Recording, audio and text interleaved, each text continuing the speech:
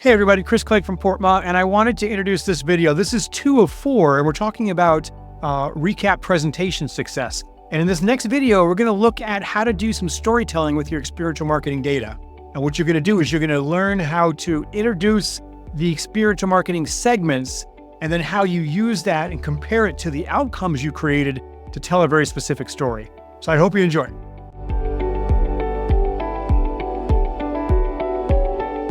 And so I might do that with a slide that shows the percentage of the way those venues were distributed. I might do that with a slide that's defining those venues. It's showing some basic data around engagement rates and how those engagement rates may vary. But ultimately, what I'm going to do later in the report is I'm going to show that age and that gender outcome by this segment. And so it's important to start by profiling those segments in the beginning. And then once you've done that, now you can start to present the outcomes. So for example, the percent that were male or female or indeterminate, or the percent that were Generation Z versus Generation X. And then once you've presented those percentages, those outcomes that you're trying to reach, because your client likely told you to target a certain kind of consumer, then you can segment those outcomes by the venues that you introduced on the previous page and show which venues had more of this target consumer than not. And because you're doing that, you're providing information for the next decision around what venues should we go to.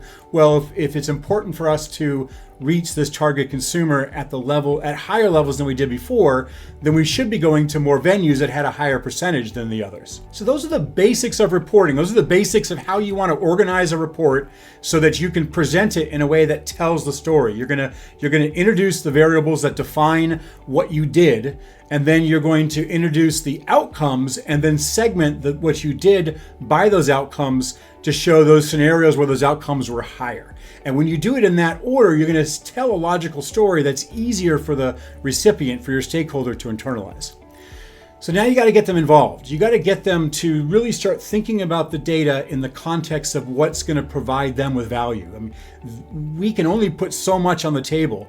If we're not able to show them directly how to use this in a way that will deliver value, then no matter how valuable it was, it's still going to drop and not be used, and you're not going to be seen as the expert that you want it to be. One thing that's critical is you want to engage the client. You want the client to be engaged as a part of the conversation so that they're actively internalizing the information that you're delivering in a way that is linked to the decisions they have to make. We have to keep in mind that the only way data has value is when it's being used to make decisions, and the information we're delivering in the report should be directly linked to those decisions that we're positioning everything we did to be all about. So one way you can engage clients in this is by asking questions throughout your presentation that causes everyone to stop and think about the context in which we're looking at this and why we're looking at it.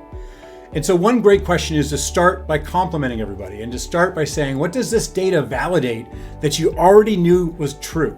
And this is a great way to start because it gives people the chance to share their wisdom without bragging. You're inviting them to share with you what they know about their industry, what they know about the work that they do, and how what you've done validates that information.